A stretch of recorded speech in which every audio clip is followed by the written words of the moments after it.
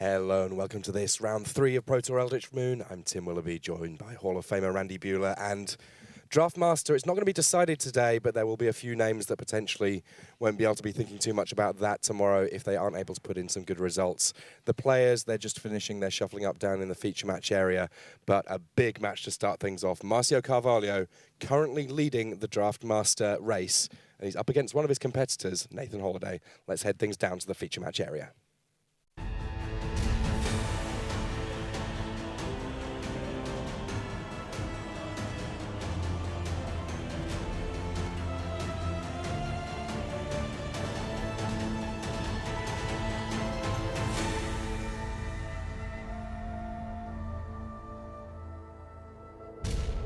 Hello and welcome to this round 3 of Pro Tour Eldritch Moon. We see the players just getting ready for this. The last of the draft rounds here today on the first day of the Pro Tour, but a very important one for many of these players in terms of the overall shape of how their Pro Tour is going, because almost all of the players in this feature match area, Randy Buehler, very keen to get extra draft wins for the Draft Master title that could get them an invite to Worlds. Kicking things off in our main video match, we have our current leader in the Draft Master race. That is Marcio Carvalho of Portugal.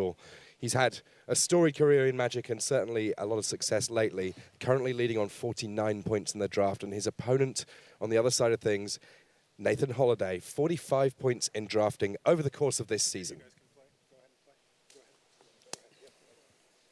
Yeah, Nathan, Platinum Pro.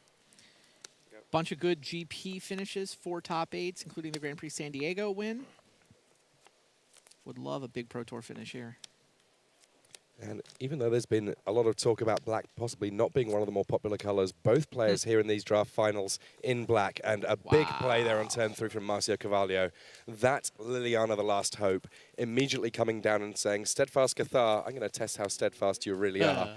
+1 loyalty, -2 power, -1 toughness. That enough to off the 2-drop from Nathan Holiday. And I think we might be starting to see why Marcio Carvalho has been doing so well in this particular draft. Yeah, Nathan does not look happy with what has happened. Hard to have turn 3 go much worse than that.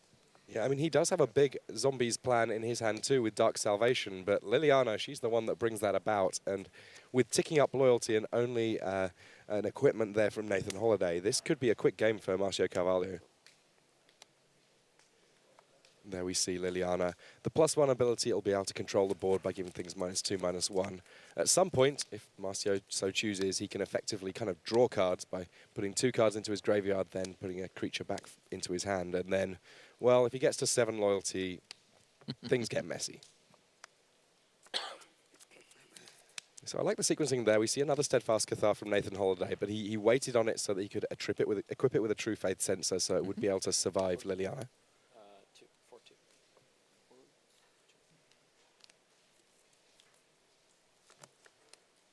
Just Cryptolith Fragment, the follow-up from Marcio Carvalho thus far.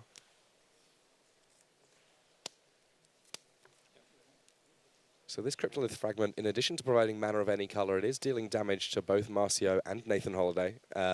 If at some point both of these players are below 10 life, well, it'll transform and then it gets kind of scary.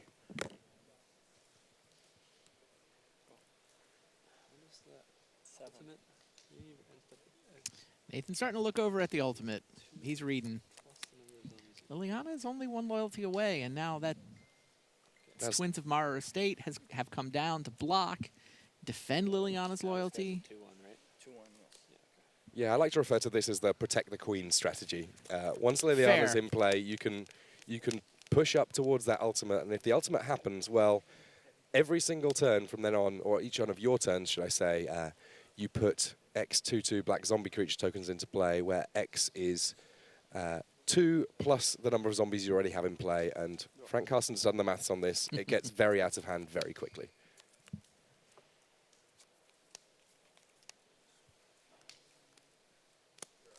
Sleep paralysis will deal with the flyer.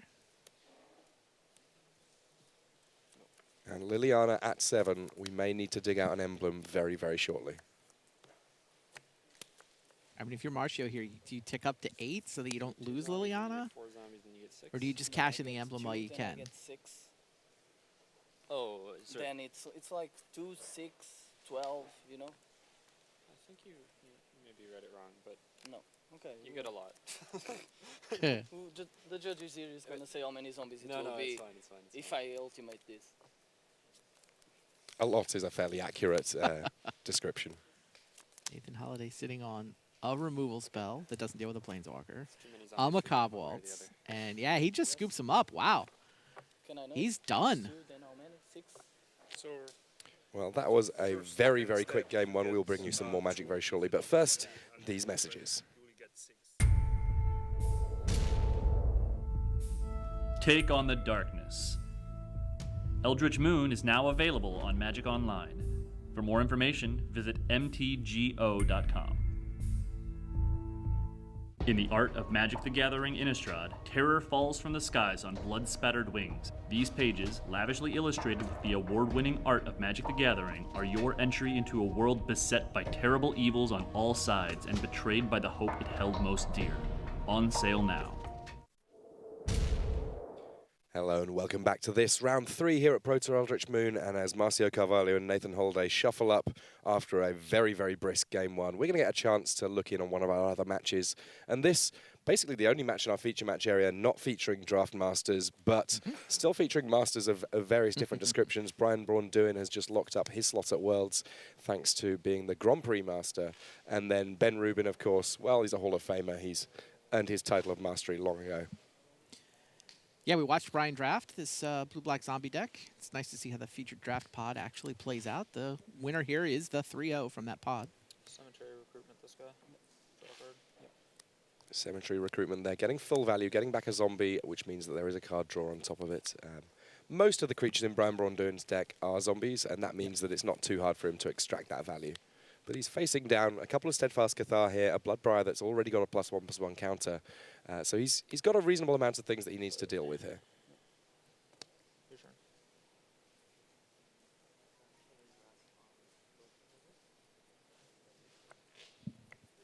The Relentless Dead there, bringing a Spirit along with the 2/2 body. Seems like kind of an expensive rate at 4 mana, but given that you can play it from the graveyard for just 2, certainly a reasonable rate going on there.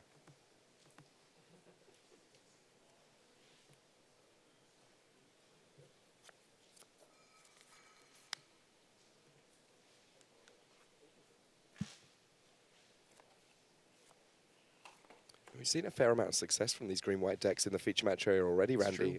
Brad Nelson with his hyper-aggressive green-white deck full of pump spells. I'm interested to see, looking at the graveyard from Ben Rubin, it doesn't look like he was on quite as aggressive a plan as Brad, but green-white certainly one of those decks that it doesn't look as exciting as some of the other decks in the format, but it gets the job done. It can. Yeah, I saw Brad on Twitter thinking, just shocked at having even the possibility to get 3 wins out of that deck. He didn't seem super confident with it. Was happy to have the 2 wins. Maybe he stumbled onto something, though. Ah, the Stag. Elmer picks a fight and wins it. Yeah, it's one of the more powerful uncommons in green. I mean, green having access to powerful uncommons full stop. You could say that again. One of the more powerful uncommons in green. It might be in the top 3 or 4. Green uncommons are quite nice in this set. Clear Shot, I think, is the headliner. So big swings coming in here from Ben Rubin. And Brian Braun-Duin, the way that his deck plays out, it's looking to go into the long game. It's got lots of blockers, so we could see this game going on a little bit of time here. So we're going to jump back across to our main match very shortly. It looks like Marcio Carvalho and Nathan Holiday just drawing their opening hands, making sure that they're happy with their 7s.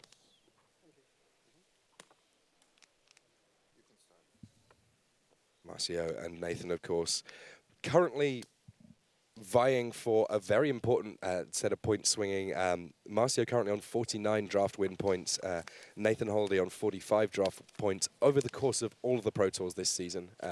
Yeah, Nathan wasn't really on the radar. He wasn't in the top, half dozen players coming in, but most of the competitors have already picked up a loss. Nathan with the 2-0. If he gets to 3-0, he is right in the thick of it.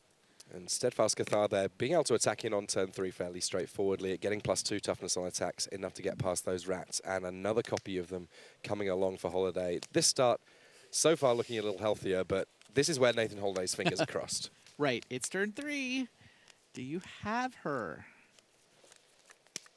Please, no planeswalkers, says Nathan Holiday. I mean, the Fiendbinder in Nathan Holday's hand at least means that he can set up a set of attacks where he can get through a few blockers. But yeah, it gets pretty tough when Liliana's also killing things. Yeah, Graft Rats just not proving effective blockers against these 2/3s on attacks. And for those of you keeping track of the Draft Master race, Matej Zalkai has already picked up his first game win against Jeremy Zazani. Matej on 45 points, and he had said before this Pro Tour, this may be his last Pro Tour for a while, unless something great happens in terms of Draft Master. Hasn't he said that for like 3 Pro Tours in a row, though? He just keeps winning in draft. Ironclad Slayer there. Just saying, I'll believe it when I see it. A straightforward 3-2 that doesn't look too exciting in the face of Gavin Unhallowed from Marcio Carvalho. When it enters the battlefield, it does get you back in aura or equipment, but I think in this case, just a warm body for Nathan Holiday. Yeah, that card can do a lot of work. It's a serviceable body at 3-2. You don't love it, especially when there's things like 2/4s floating around. But in Black-White in particular, there's so many good enchantment removal spells. Even if you don't have equipment, it can be very powerful. Well, Truth Faith Sensor putting a question to Marcio Carvalho here in terms of how he might want to block. Looks like he's just taking this damage here. And Carvalho here kind of stuck on just black mana, gradually accumulating blue spells in hand, and that really not where he wants to be.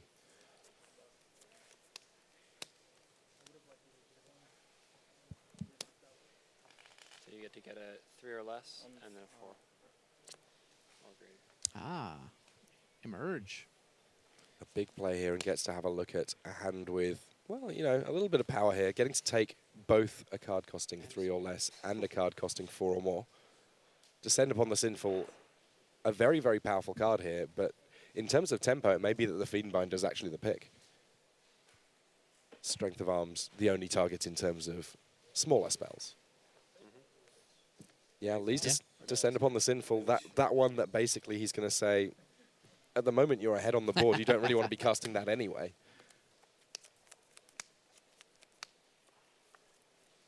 And of course, now that Carvalho knows about it, he can play around the mass removal spell just a little bit better.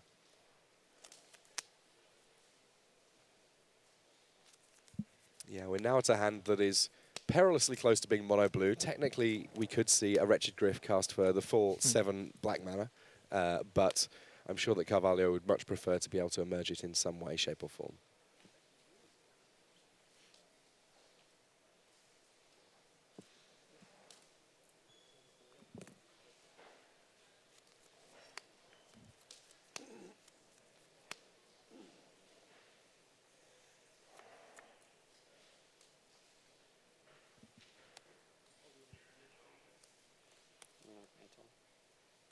Well, a Lunark Mantle here. Lunark Mantle getting a lot of action in our really feature match is. area. Sorry, yes. +2/+2, and Nathan Holiday has sacrificed a permanent in order to jump his Ironclad Slayer, let it get in for a big chunk of damage here. Marcio Carvalho down to just 2 life, and if he doesn't have an answer to this nearly flyer, let's say, he's going to be in a bit of trouble. Now, Lunark Mantle was off the top, too. Marcia's like, that wasn't there when I was taking cards out of your hand. He's dead if you can't deal with it. Good draw. Yeah, he's finally drawn the island, but it looks like it's not going to be able to do as much as he might like. Stitchwing Scab will function as a blocker in the air if It's needed, a chump but blocker, though. there's so many creatures on Nathan Holday's side of the board that all 3 of them are lethal at this point. He's going to be in rough spot here.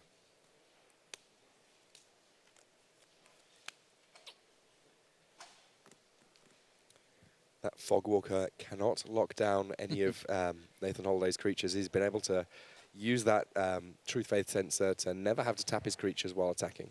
Yeah, the Vigilance has been super nice here. And of course, if you're getting used to the cards, worth noting that while Fogwalker can stop a creature from untapping, when it comes into play, it does not itself tap that creature. Yeah, so the Stitchwing does come down as a potential chump blocker. And presumably Nathan is willing to sack a permanent and force that. 3 cards. Sorry, 3 cards. Quick update on one of our other matches going on. Christian Calcano, currently on 46 points in the Draft Master race. He has won his game 1 against JC Tao. So everything's still to play for here in terms of the Draft Master race.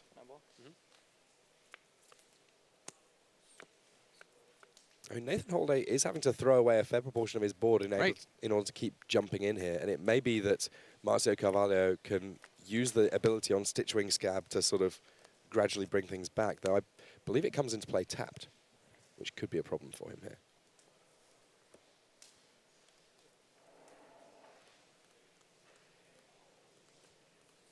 There we have it.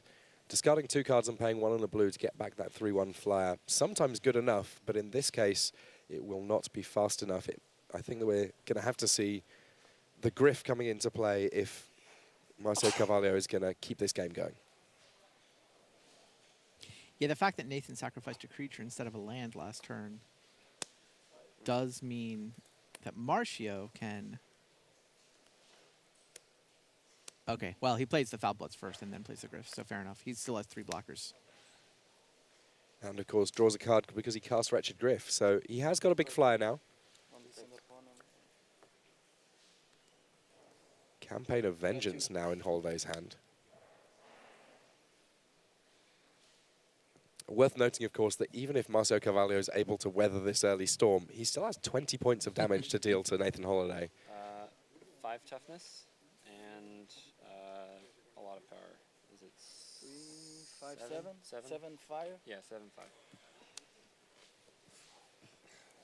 Campaign of Vengeance, you see it there, will of course mean that we're going to be able to have an alternate way of dealing damage for Nathan Holday, even in the face of those blockers. It'll take a bit more mana though, so time will tell whether or not that one proves to be relevant. The first swing there from Marcio Carvalho, looking to at least start to work on Nathan Holday's life total. And sleep paralysis, potentially a big deal here.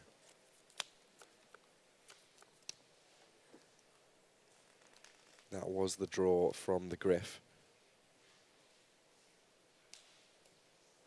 Hopeful glance towards Nathan Holday, who's trying to figure out exactly what he's going to do this turn. I mean, the Griff's going to have to jump block here. But then Marcio has an actual answer. And in the meantime, Nathan has been putting a large proportion of his board into the graveyard in order to keep flying. Yeah, sack a permanent, not a trivial cost. Yeah, here we go again. To the air, attack, Griff jump blocks. Nathan has to ship it back, and now that sleep paralysis is going to answer this.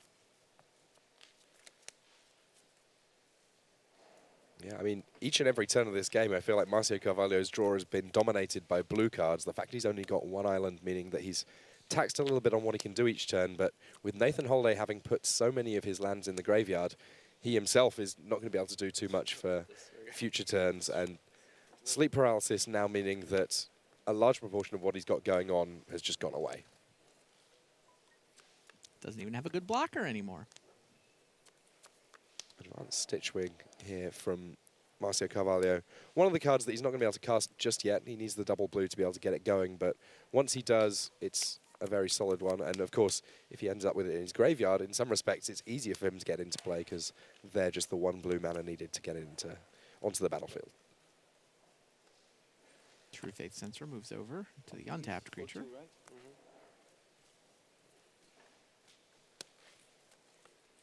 And that Cavity Unhallowed now hitting for 5 each turn. Oh, yeah. Nathan forced a jump block. 5.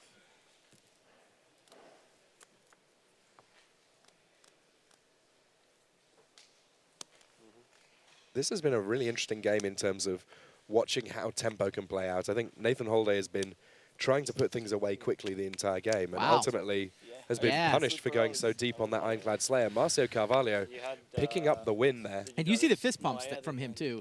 He came in 1 point back in the Draft Master, and he 3-0'd. So he's actually starting to build up a lead. If if John Finkel's not in the future match area this round, Finkel's 1 point behind him. John would have to win to keep pace. If Finkel loses, if Calcano loses, Marcio could actually go into tomorrow's draft rounds with a match to give. An exciting place to be, and certainly very happy to be there, Marcio Carvalho. We're going to get a chance to move across and see one of our other Draft Master hopefuls, Christian Calcano against JC Tao. And JC Tao has quite the board here. 2 copies of Weaver of Lightning in play. That meaning that this Imp's Mischief doing a whole bunch of extra damage. Calcano is up a game?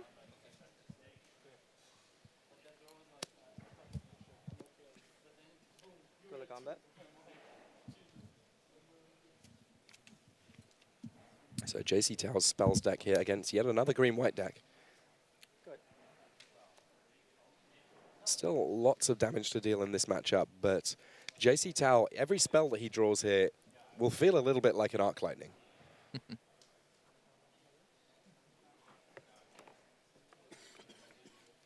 Calcano came into the weekend 1 point behind John Finkel for Draft Master, tied with Marcio Carvalho. But, oh wow. Yeah, he does not seem happy with this board state. Up a game, though. No blocks. Yep. Okay. So currently 3rd in Draft Master. A match behind Calcano, a point behind John. I mean, a match behind Carvalho, and a point behind John. Yeah, the 1/4s on JC Tao's side of the board, kind of doing it all here. Pretty effective blockers, but then tacking on an extra point of damage to a creature every single time JC Tao casts a spell. And many of the humans that Christian Calcano has going on here don't start out with a huge amount of toughness. So it's not going to take much from JC Tao's removal for it to kind of turn into mass removal.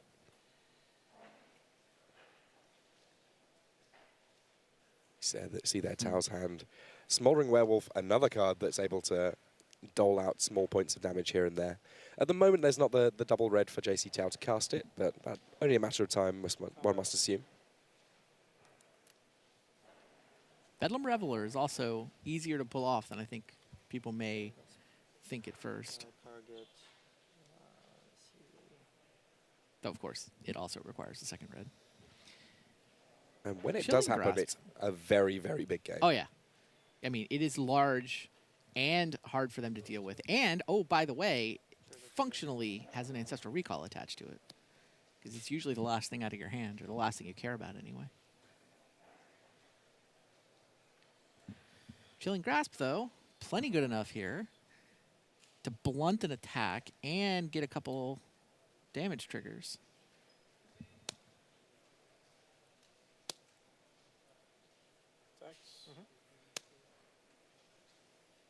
So just Noose Constrictor able to get stuck in here.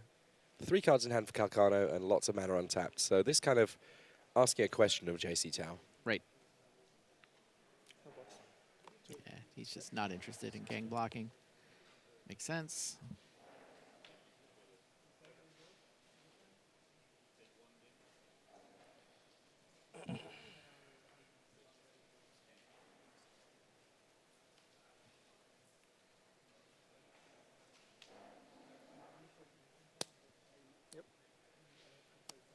We can see a Choking Restraints there in hand for Calcano. That at some point will be able to deal with attackers from JC Tao, but that's not really what Tao's plan's about at the moment. He's more just controlling the board with those copies of Weaver of Lightning, and it's very, very slow at dealing with creatures that are not looking to attack or block.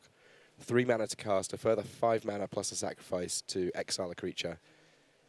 Not really the rate that Calcano is going to want to pay, but Yeah. sooner or later he may find himself doing so. Agreed. No box. No box. 18. Good.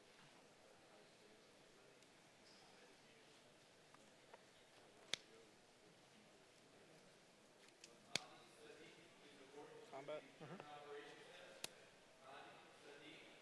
After this round, we do have a lunch break queued up, but it's a pretty exciting lunch break. Oh, very much so, yeah. This is where we're going to find out at the end of our Pro Tours for the year who our newest inductees to the Hall of Fame will be. I know that's one that I've been hotly looking at. I went through all of the candidates earlier on and went working out my votes. You wrote a lot of words. Oh yeah, I covered everyone. You and did. It's an interesting race this year. Just 2.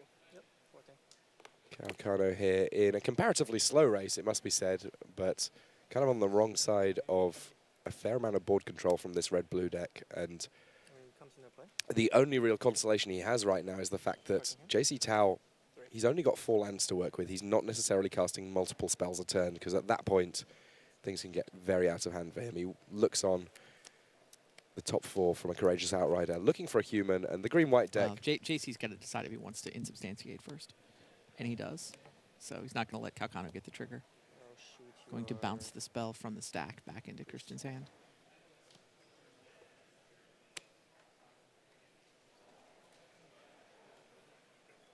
Yeah, JC Tao here, buying time, because once he does get a little bit more mana going, his deck can, when it's casting multiple spells a turn, just... It's just the second red, too. Like, his hand, second red turns his hand on, and there it goes. Mountain off the top, so JC can play a Smoldering Werewolf this turn. I presume there's enough spells in his graveyard to turn Bedlam Reveler on for next turn. Mountain was a good draw. And conspicuous Smash. numbers of swings here from Tao.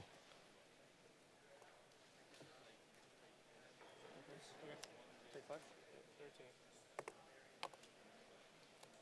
13. Calcano down to 13, and Smoldering Werewolf after combat finishing off a couple of creatures. Wow, Smoldering Werewolf, the 2 points that you get to deal, it always feels like, oh, I'm not going to get to kill anything. But then attacking first, they block. Of course you block where you're going to have 1 toughness left over. Smoldering Werewolf able to just finish off 2 different creatures when it comes into play. Yeah, it's pretty good when you're behind. When you're already ahead, though, I mean, you saw that the hammer blow there as JC Tao able to attack in and then power things up with the Smoldering Werewolf afterwards. And he's only 1 mana short of being able to transform that Smoldering Werewolf, after which point it's a 6/4 that shocks something or somebody whenever it attacks. Combat. So we see a Steadfast Cathar that's been sat in Calcano's hand for a little bit of time here. Not really quite what you're looking for when your opponent has multiple ways of doing 1 damage at basically no cost.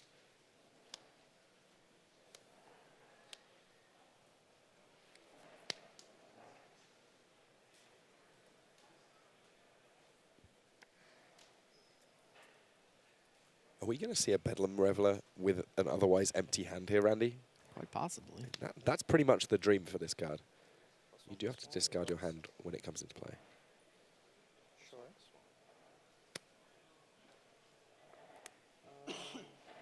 Pass priority. All right. Calcano here respecting the werewolf enough to pump up his Noose Constrictor quite a bit, discarding 2 cards in order to make sure that the werewolf taken out of the game. Yeah, he wanted to get Noose Constrictor up to the point where it would live. Go. And yeah, JC's just like, yeah, let's trade. Trade cards, choking restraints, no problem. Perfect. Draws a land. He's going to get to play that before casting Bedlam Rever.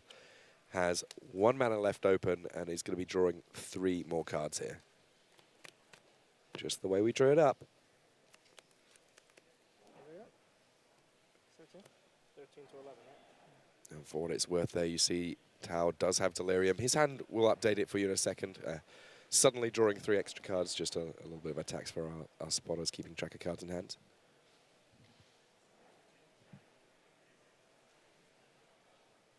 Not the most exciting 3 cards. But it's a lot better than drawing them over the course of the next 3 turns. Absolutely. Though Borrowed Hostility, with enough mana, you can do some kind of nice things with. The +3 power and first strike, especially if you start spreading them around a little bit, plus the prowess trigger that you're going to get on your Bedlam Reveler, plus the 2 triggers you're getting on your Weavers of Lightning, suddenly your 1 mana spell's doing an awful lot. It's a good point. And he does have exactly 1 mana left over untapped after the Bedlam Reveler.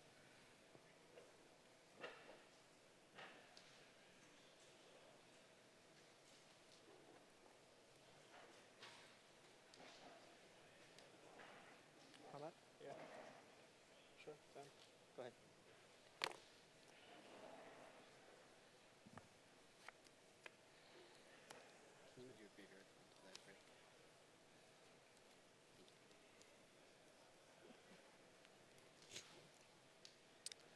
Second try on that outrider here.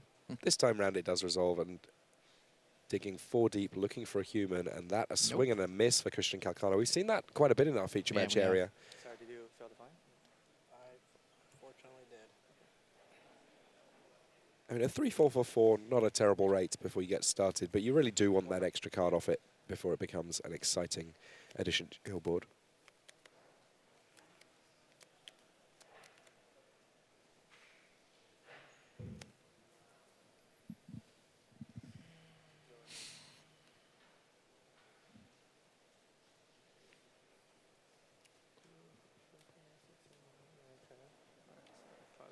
Considering how few active spells there are in JC's hand, he has a lot of action going on here.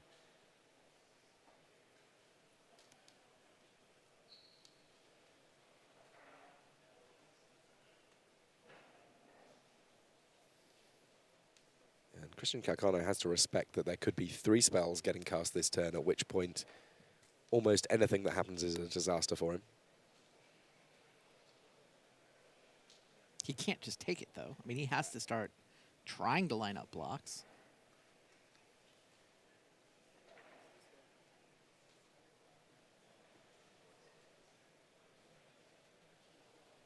This first is second. Oh, sorry. Yes, this first and second. All right, let's see how much value we can get off just the 1 spell. Spoiler alert, there'll be some.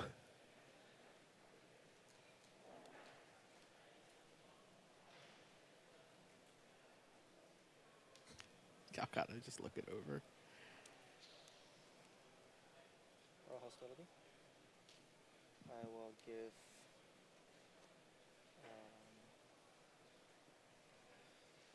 this guy +2/+0 and first strike. 2 triggers. Send them over there.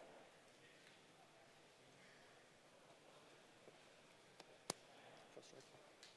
So just kill 3 creatures. Does that count? Is that value? Take 1. Good enough, I think, is Kill where 3 we go on that. creatures. JC Tao, of course, already has his invite to Worlds as winner of Pro Tour of the Gatewatch. And after, well, that very, very powerful play there, we're now tied at 1-1 on this this match. We can get a chance to jump across and see a little bit more Magic from one of our other tables. Yeah, it'll be a big game 3 there.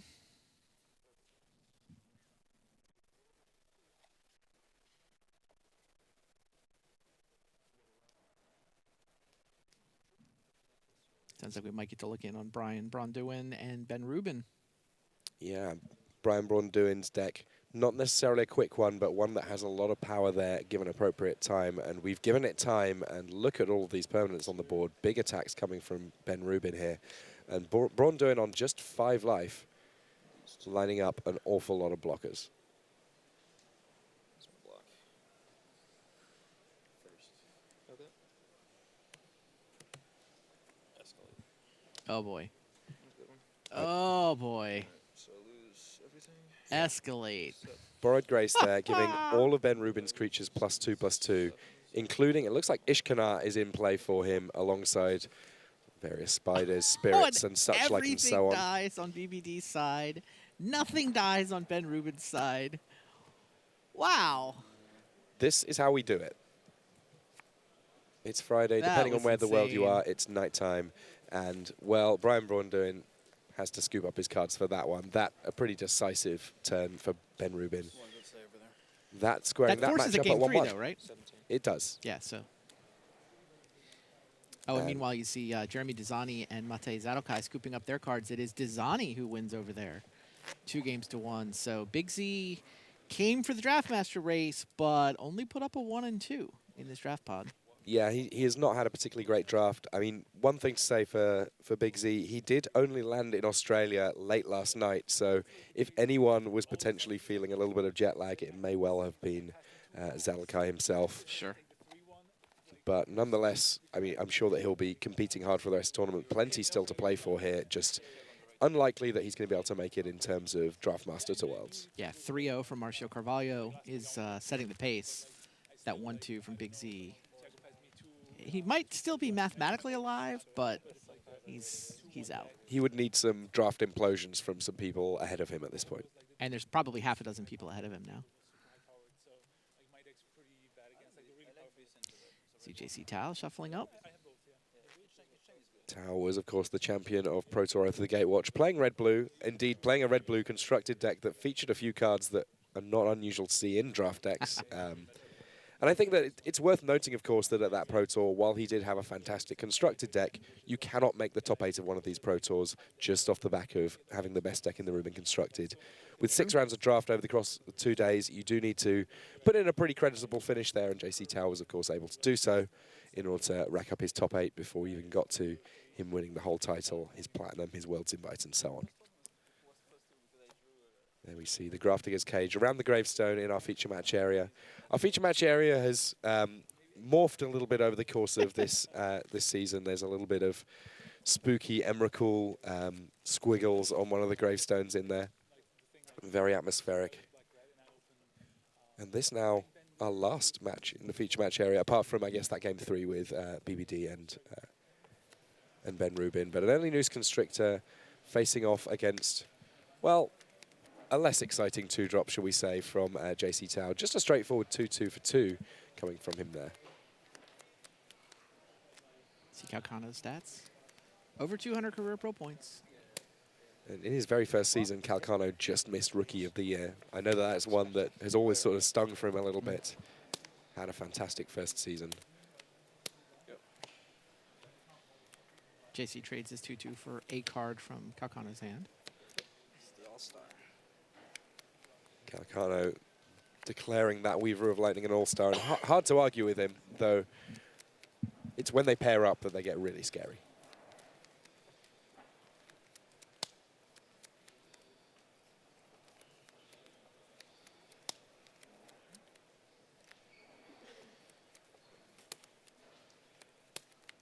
I went out.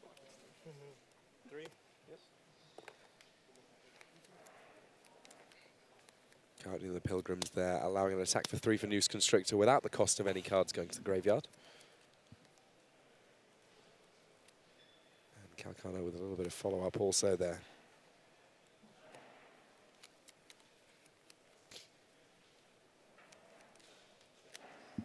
Cards, 1. Just 1. Shreds of Sanity, an interesting one in JC Tao's hand. Not one that we necessarily see too much of, but able to get back both an instant and a sorcery for a red-blue spells deck, so kind of an interesting inclusion.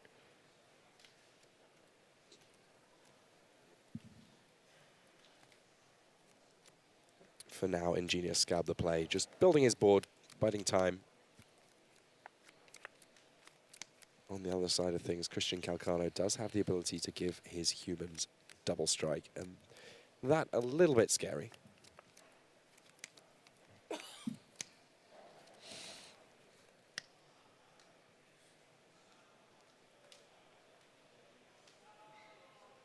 Go. Now we saw a very decisive play with Smoldering Werewolf in game 1. It'll be interesting to see whether or not JC Tao waits to set that up again in the second game. Goes for an Enlightened Maniac this turn as his 4-drop of choice. The 0-2 itself, not an exciting body, but the 3-2 that comes with it, well, that does quite a lot of work, and if you've got any kind of emerge or flicker effects, then the ability gets very powerful indeed. Expose Evil tapping down a couple of creatures here, meaning the Christian Calcano will be able to rumble in with his green-white deck, and that kind of, where the green-white deck wants to be, playing the aggressive role, getting into the red zone, getting early damage in such that it doesn't have too much trouble finishing things off.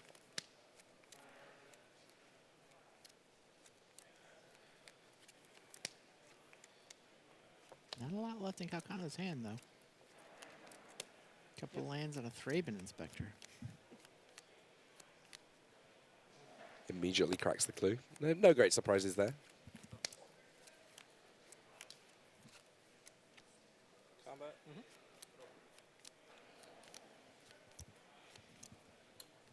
And Prey Upon was the draw there, so 1 mana left over. I mean, no gigantic creatures with which to get fights going now, but at some point there's definitely value in being able to off something like a Weaver of Lightning that doesn't have very much power with that Prey Upon.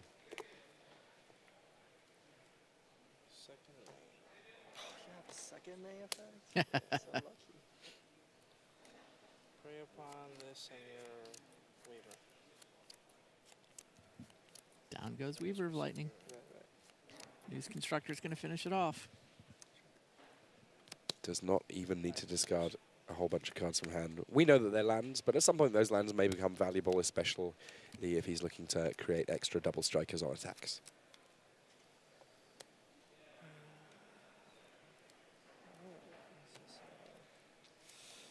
Just no value whatsoever.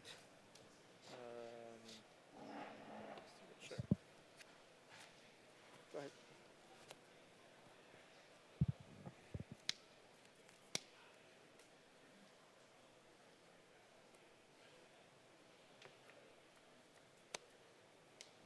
Resolves? Yep. Okay, trigger. And the Outrider here, meaning that Christian Calcano gets to go looking for a human, and this time he finds one, a second copy. So the chain working very, very nicely for him here. Courageous Outrider there. Just a very powerful card when it's hitting. I mean, even when it isn't, it's a 3/4 body for 4, which is a happy place to be. But when you're drawing into more humans, that's the exciting moment.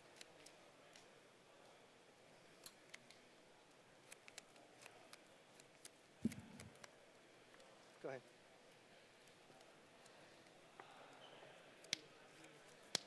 You have 3 I have cards. 3 cards. Smoldering Werewolf in play now for JC Tao, and with 6 mana, it's not beyond the realms of possibility that we're going to see a slightly larger Eldrazi Werewolf in play sometime very soon. But Calcano drew Odric. now, Odric gets very interesting once you give any one of your humans double strike. I'm not quite sure how JC Tao is going to be able to get out of that one. Right now, Reach, I believe, is the only ability on his team.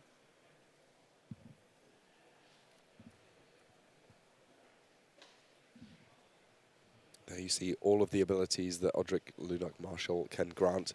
The shortcut for this is basically any ability that would be vaguely useful during the combat step. Odric is happy to share around if you have at least one example of it. Go.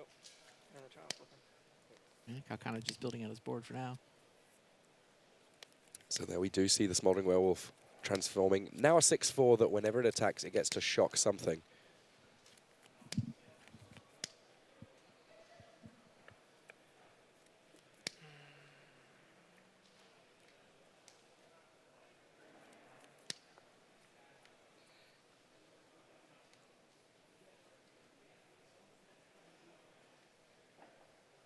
There we see the erupting Dreadwolf, barely recognizable as a wolf upon transformation. Now an Eldrazi Werewolf.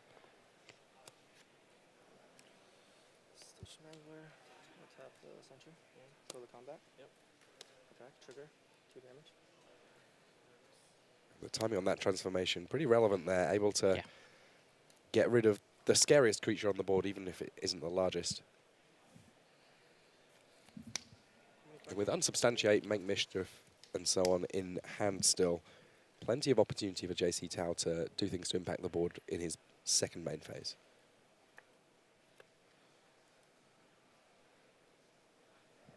Unsubstantiate, sometimes an unsummon, sometimes I guess a sort of remand of sorts, though without the extra card.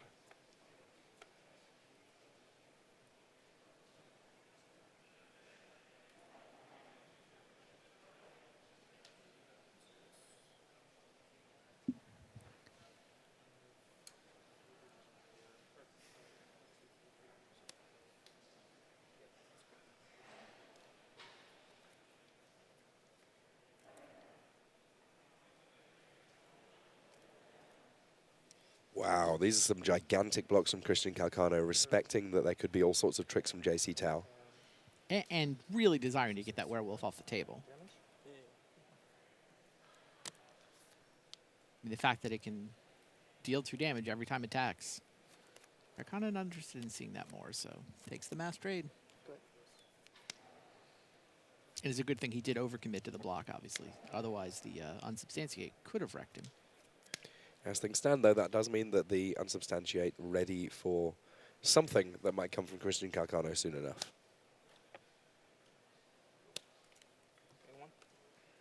Nice evangel there.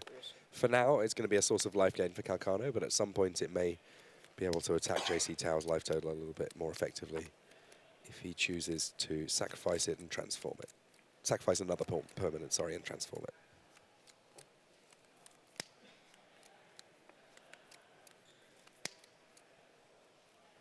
And I like how Calcano here is waiting on his Odric until he's able to really make the most of that ability, because even though Odric can't attack the very first turn that it comes into play, if there are other abilities going on, his ability does still trigger and share them about between Calcano's creatures. No blocks.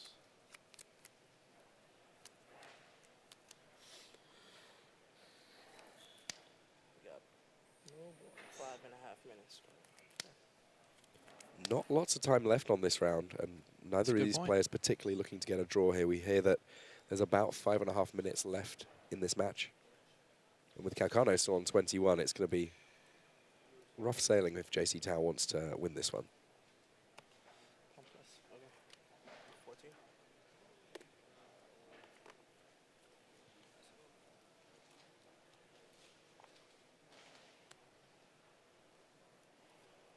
After this round, we will, of course, be on to our first rounds of Constructed. We see an Imps Mischief there, dealing a point, getting a Devil into play. Before our Constructed rounds, though, there will be the announcement of this year's Hall of Fame as we're on our lunch break here on the Pro Tour. Combat.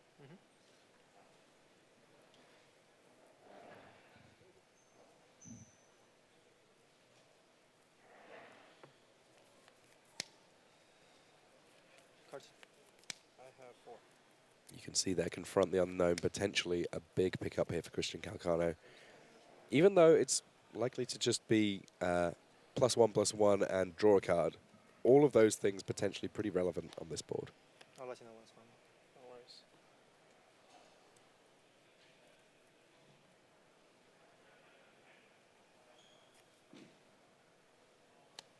Good communication here from JC Tao, just sort of saying, I'm going to line up my blocks, I'll let you know when I'm done, not wanting there to be any confusion as to what he's up to. I'll pass priority. Pass. Okay. Take 2. Yeah, take 2. For 11. Damage. I will shoot that. Response. I'll sack it. This resolves first. Get a token. Gain 1. 14. Lovely sequencing there from Calcano, getting maximum value from his creatures. Second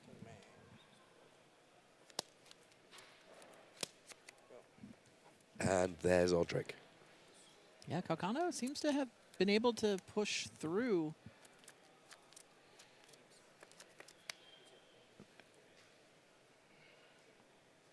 Just a quick update. Brian Braun was able to 3-0 that draft. Wow. 2-1 over Ben Rubin there in this final round. So he'll be going into Constructed with an unblemished record thus far. Yeah, Australia Our is GP treating him master. very well. our GP Master getting it done at the PT. A nice 3-0 start. Saw a report from outside the feature match area, by the way. John Finkel lost this round. So his bid to lock up the limited master slot to Worlds, not off to a great start. 1 and 2. He was in the lead coming in, so he's still in it, but over a match behind Marcio Carvalho, who 3-0'd. Yeah, Carvalho now on 52 points. Finkel stuck at 48. Christian Calcano currently at 46. If he's able to put this one away, he will go up to 49. Yeah, he must win, or Carvalho has a match to give. Be up over a match. About 2 minutes left on the clock here, and that kind of forcing Calcano's hand a little bit, getting stuck in with almost all his creatures here. 11. Does he count himself? Now, the Wayward Disciple, a very relevant piece of this board, because when it or any other creature that Christian Calcano controls dies, JC Tao will be losing a life, Christian Calcano will be gaining a life, and JC Tao, he's got a little bit of life to give, but he needs to be paying attention to that. Give me a second.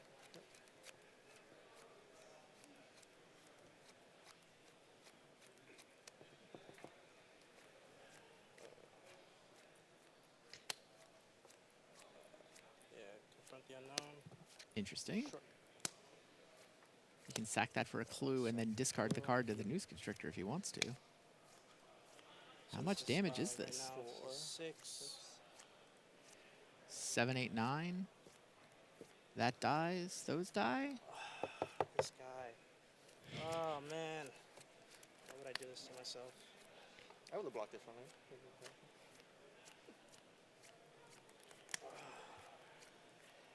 Calcano here wishing that he'd got stuck in with everybody all of a Yeah. sudden. Yeah, like this. Smart yeah. way. JC acknowledging, though, he would have blocked differently. 6, 9. Wait, yeah. Oh, sorry. 6, 9. And then these 2 die. You're Yeah. pitching all. Sorry? You're pitching all the Yeah, cards. my 3 cards. Yeah, this. Yeah, 6, 5, 7, 8, 9. Yeah, 6. they counted right. Yeah. Ugh, I thought I miscounted. Big worries there from Calcano. Yeah, and 2 creatures die. Pious Evangel, trigger. There you go. Christian Calcano still in the race. gets the 2-1. 49 points, and our current standings in terms of Draft Master, let's just go through it. Marcio Carvalho, we saw him win in the feature match area, up now at 52 match win points. Then we have 49 points for Christian Calcano after that win. And finally, John Finkel on 48 points, in spite of not having had a particularly exciting draft in this first draft here at Pro Tour Eldritch Moon. But this is the end of our draft rounds here at the Pro Tour. We've seen some interesting decks, actually. I think that going into this, I was expecting to see a little bit more red-blue, maybe a little bit more emerge. Right. But zombies have been doing great runs, and actually green-white has been really, really performing here. Meanwhile, are you excited to be going into Constructed? Yes. I certainly am. I know that there's been a lot of teams that have been working on interesting decks here, and we will be moving across to the Constructed soon enough. Before that, though, we're going to have our lunch break here on the Pro Tour, and in that lunch break, we will have the announcement of the Pro Tour Hall of Fame. But for now, here from round 3 at Pro Tour Eldritch Moon, we'll pass things across to the news desk. Thanks very much to Tim Willoughby and Randy Buehler there with the call in round number 3. The draft master, Brian David Marshall, is halfway done, but on the points, maybe more than halfway done. Yeah, Marcio Carvalho came in. He was the only player on that leaderboard to go 3-0 in draft. He catapulted past John Finkel, Christian Calcano pulling in behind him at 2-1 to stay 3 points behind him going into the last draft. John Finkel faltering a little bit at 1-2. Still very much in it, and anything could happen in that last draft pod. Right, so right now, it's the 2 players with the draws from previous Pro Tours, Calcano and Carvalho. Do we know if they drew with each other? We don't, but I'm sure we can find out. So those are the leaders in the draft master for tomorrow. Finkel will come back on 48, as will Shota Yasuoka. He won his last round, so he is within 4 points of the lead. Nathan Holiday, of course, falls back, having lost in that last round. He had the chance to narrow the field against Carvalho, couldn't take it, and Carvalho took that one down. Remember, we don't know for sure, by the way, that people will be drafting tomorrow until we get through the constructed rounds. Right, so just to clarify, you have to get to 4 wins and 4 losses or better to come back on day 2. So right now, for example, John Finkel, at 1-2, he must go at least 3-2 in Constructed, or he will not have a seat at the draft table tomorrow morning. So we'll see what happens with that, but we don't want to tease you any longer. It's one of the big moments of any Magic year. There is a reason that we have the Pro Tour historian sitting beside me. It's time for the 2016 announcement of the class for the Magic the Gathering Pro Tour Hall of Fame.